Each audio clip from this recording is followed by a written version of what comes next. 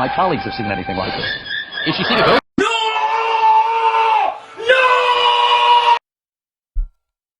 La serie Prehistoric Assassins de 2010 de Discovery Channel. No sé cómo hicieron esto. Tal vez con lo que les sobró de las otras docuseries. Era una buena idea al menos. Un poco desaprovechada. Constó de 2 episodios, el primero llamado Sangre en el agua, parece una película de terror, y el segundo Garras y mandíbulas, en donde veremos garras y mandíbulas. El primer episodio obviamente hace referencia a que se va a hablar de animales marinos. El narrador nos dice que fueron feroces y de varias formas. Podían desmembrar, despedazar y otras tantas menudencias. Creo que esta animación está a nivel de dinosaurios de Stephen Fry.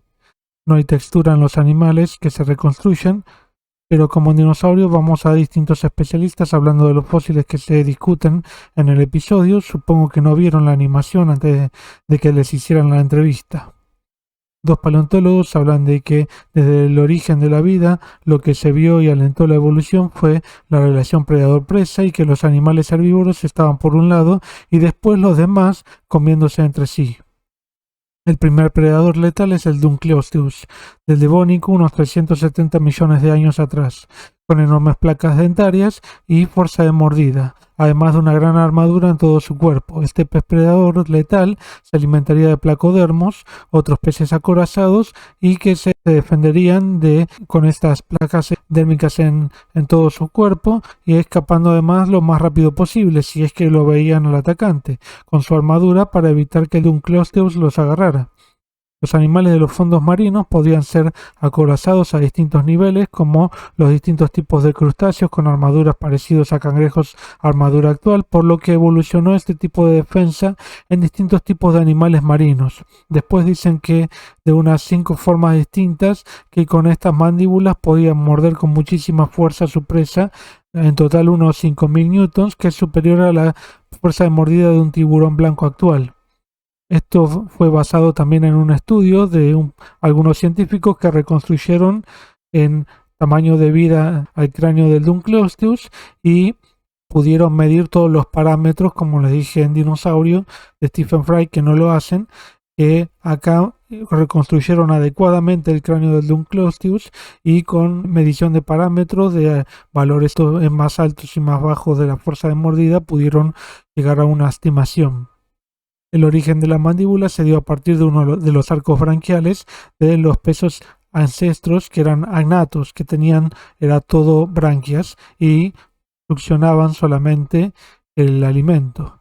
Aún existían durante la época que existió el Dunkleosteus. Su estrategia de caza pudo haber sido primero dando vueltas alrededor, rondando una zona con tiburones y algunos placodermos hasta elegir una presa probable, y cuando estuviera todo listo, saldría propulsado velozmente con su cola musculosa hasta llegar cerca de su presa y sorprenderla hasta que pudiera alcanzarla, probablemente pudiendo ejercer cierta succión del agua, primero para que la presa se acerque hacia su boca y no pudiera escapar.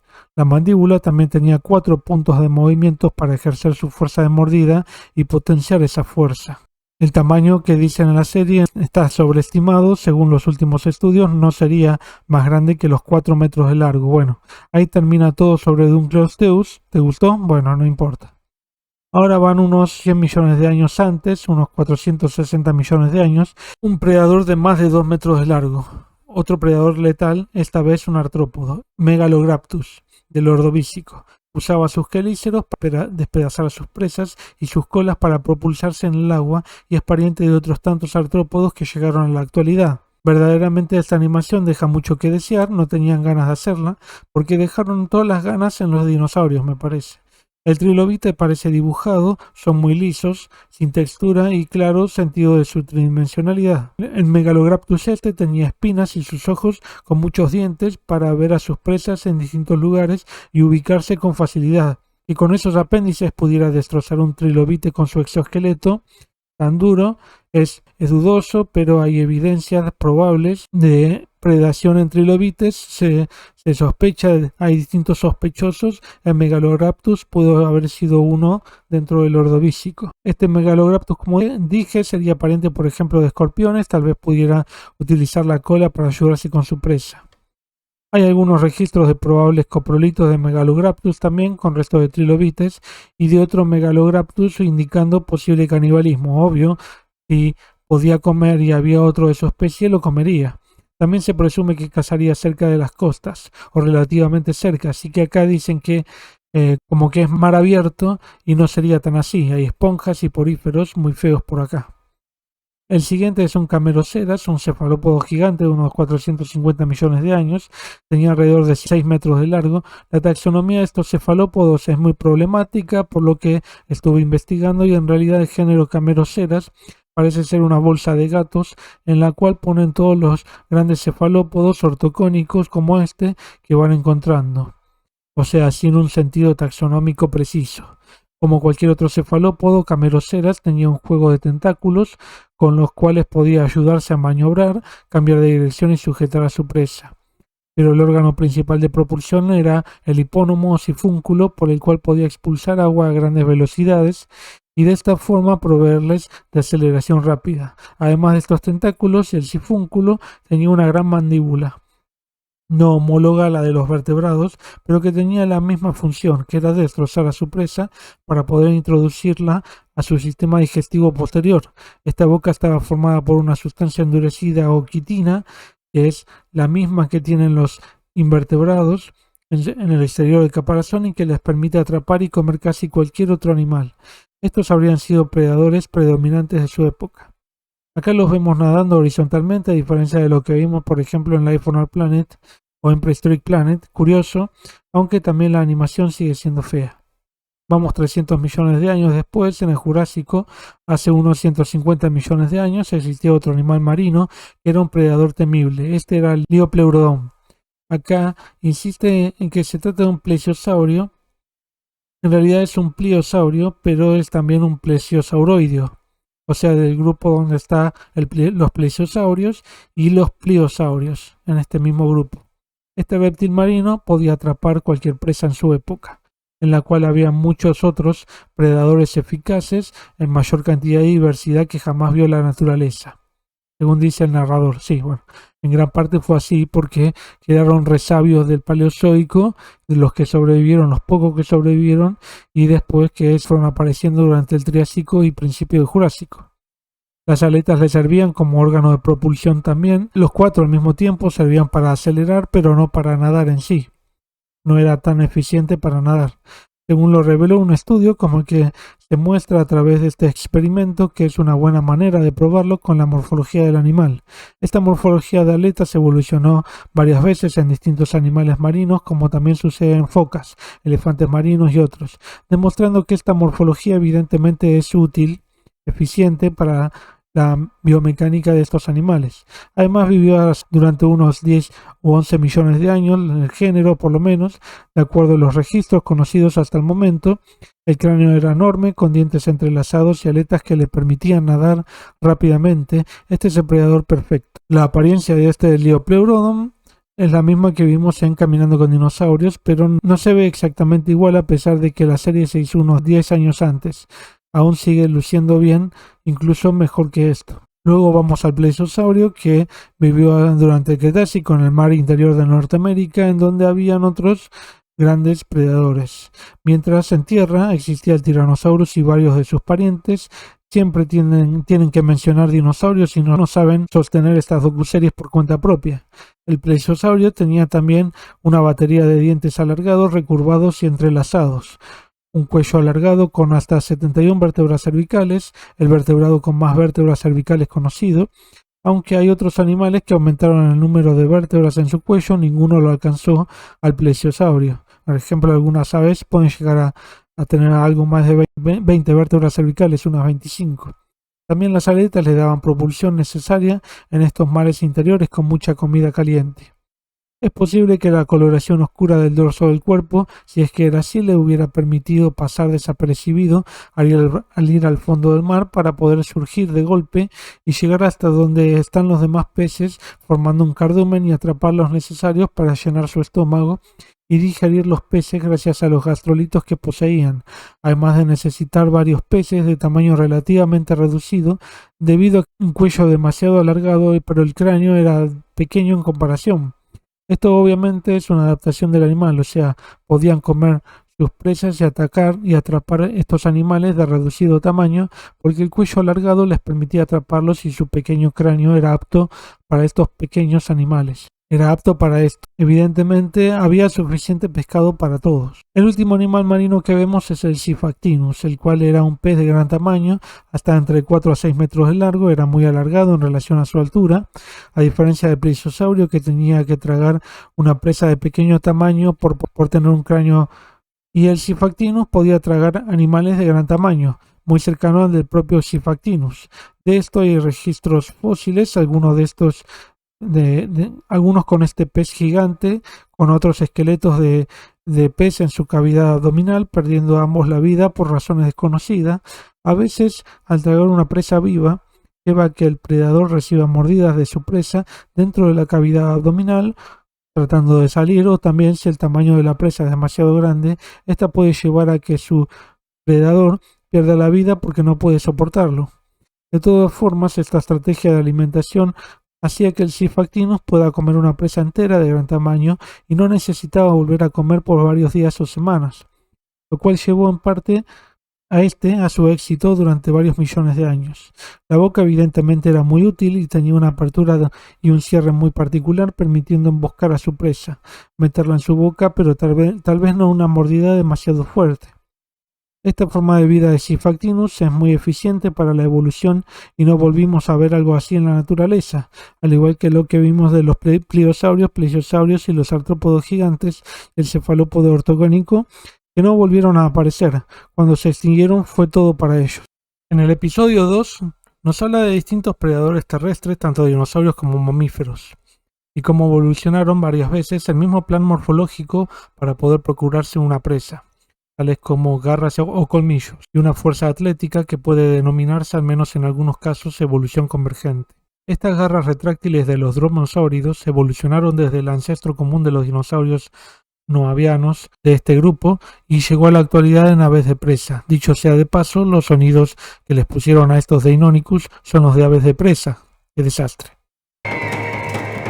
Muestran un Deinonychus antiropus, vemos estas horribles plumas que parecen estar levantadas, además de rojas, la cabeza horrible y los dientes y ojos rojizos, aunque a veces blanquecinos como si fueran zombies, y una pupila vertical. Las manos tienen las muñecas orientadas hacia adelante en lugar de paralela al antebrazo, muy mal. Los pies se ven muy mal también, con poco o nada de detalle anatómico. Tanto de las escamas como las garras están mal hechas. Este dromaeosaurio habitó en Norteamérica hace unos 115 millones de años. 3 Deinonychus atacan un grupo de Tenontosaurus en el Deinonychus ninja salta, con ambos pies hacia adelante, y no se distingue bien hasta que miras un buen rato qué es lo que está haciendo. Un Tenontosaurus queda separado del grupo y es atacado por los 3 Deinonychus. Evidentemente, a diferencia de lo que dicen, estas garras no servían para cortar el vientre de una presa, sino tal vez clavarla profundamente. Peor que esta reconstrucción, claramente se ve que no tiene filo alguno. El tamaño era relativamente pero nada más. Lo único bueno. El registro de Deinonychus atacando un Tenontosaurus no implica necesariamente ataque en grupo ni ataque en sí, sino más bien fueron atraídos por el resto de Tenontosaurus al lugar y pudieron haber quedado atrapados en el sedimento del lugar. O simplemente perdieron la vida ahí en un lugar de acumulación de restos, posiblemente cercanos a un cuerpo de agua, ya que los Deinonychus están muy incompletos, muy separados, fragmentarios, y no hay trazas de mordida en el Tenontosaurus. Entonces, ¿hubo ataque o no hubo ataque? Si no hay trazas de mordida, es difícil decirlo. Es mucho más dudoso. Además, como explican, que han perdido la vida los 3 Deinonychus y el Tenontosaurus. A diferencia de lo que dicen, los dromaeosáuridos no tenían un cerebro demasiado grande en relación a mamíferos, por ejemplo, era muy chico, mayor que el del Tyrannosaurus en comparación, pero aún diminuto. Así que esto es prueba más bien de lo contrario, comportamiento muy básico y caza individual.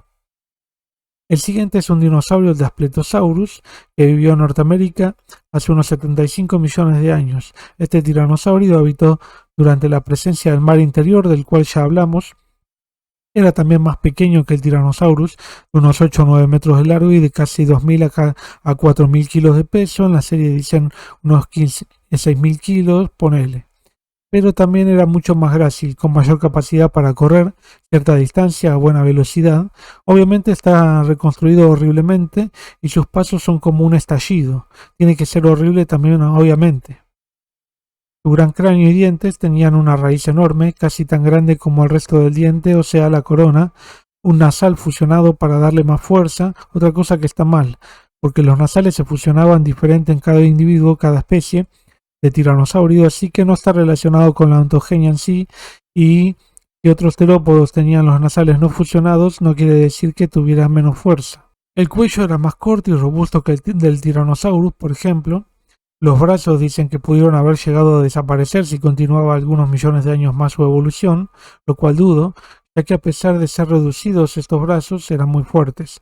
Tal vez no servía para cazar, pero sí para equilibrio, sujetar a la pareja o algunas otras actividades útiles para su forma de vida. Su forma de cazar en la serie lo ponen como con unos horribles Corythosaurus excavatus, puede ser la especie, de color verde claro, el peor color para esto. Se nota más la mala animación, lo más llamativo posible y el menor fotorrealismo que podía tener. Es posible que haya sido presa de Daspletosaurus. El Corythosaurus tiene esa cresta linda y las espinas neurales no son muy altas, pero sí que tiene esa forma parecida a una joroba, por la postura del cuello en relación a la columna. Las escenas de caza son verdaderamente simplistas y exageradas. Les resulta muy fácil cazar a su presa a todos los animales. El próximo esperpento es un Majungasaurus crenatissimus de Madagascar de hace unos 70 a 66 millones de años. Un abelisauroideo del cual hay restos de saurópodos con trazas de mordidas en saurópodos como y en otro Majungasaurus, aunque acá no lo mencionan. Obviamente hacen que caza un saurópodo de Madagascar, podría ser Rapetosaurus kraussei, al cual corresponden los restos mordidos. En esta miniserie le salta el cuello al Rapetosaurus, evidentemente muy exagerado.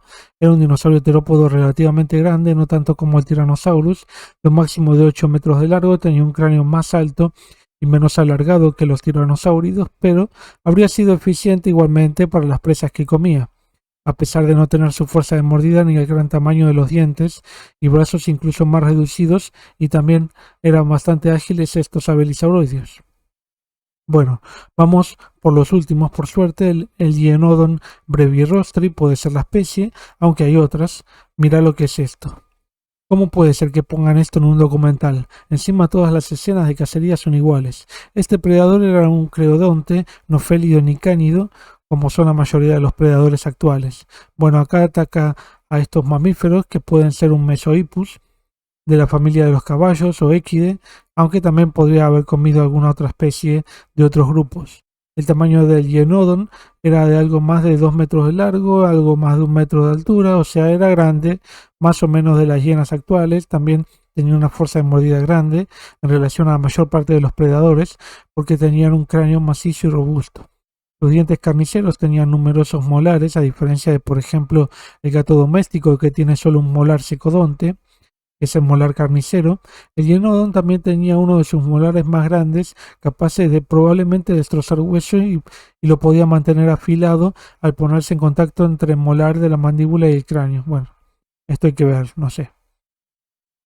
La edad en la que existieron es unos 20 millones de años después de los dinosaurios carnívoros antes mencionados, o sea, unos 44 millones de años, y pudo haber existido hasta hace unos 15 millones de años, habiendo sido también un predador bastante exitoso y cuyo plan morfológico corporal fue copiado por otros predadores como los mencionados.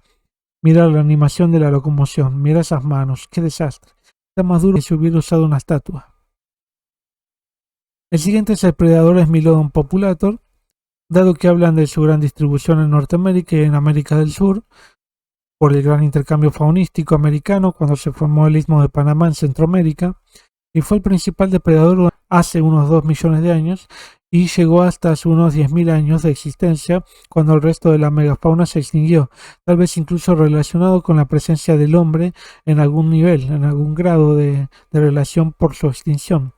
Este gran félido Era muy robusto y poco ágil, podía llegar a casi los 2 metros de largo, algo más pequeño que los leones actuales, pero muy fuerte en su mitad anterior del cuerpo, por lo que puede presuponerse que cazaría animales también muy robustos, como los bisontes o parientes de estos, y que poseían grandes caninos aplanados lateralmente que tenían capacidad de perforar el cuello y destrozar la arteria carótida, pero dudo que lo hayan podido también tirar tan fácil a este animal tan grande y tan fuerte. Sería casi como tirar a un elefante. No tanto, pero sí casi. O sea, este bisonte tenía obviamente muchísima más fuerza que estos esmilodon, así que tuvo que haber sido muy difícil. Para esto también tenía que ser bastante precisos porque los colmillos eran bastante frágiles. Acá los hacen cazando en manada, lo cual no lo hacían según las hipótesis que existen, pero todo tiene que cazar en manada para estos documentales.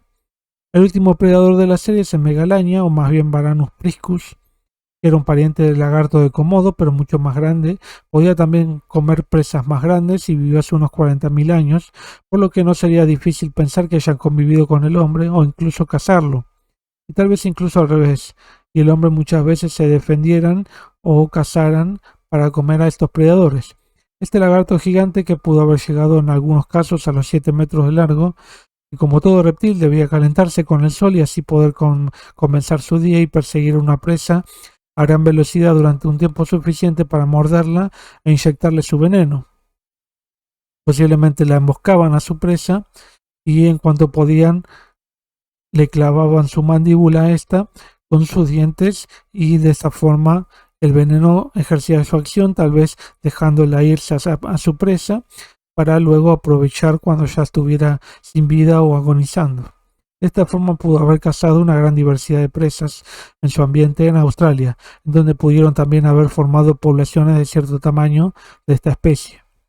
Bueno, la verdad que esta serie de 2 episodios es bastante lamentable, dan cierta información de especies poco o nada mencionadas en otros documentales, pero la información es bastante simple y básica sobre su cuerpo y probablemente comportamiento de caza, de las cuales vemos también luego escenas de cómo cazaban y es de lo peor que vi hasta ahora.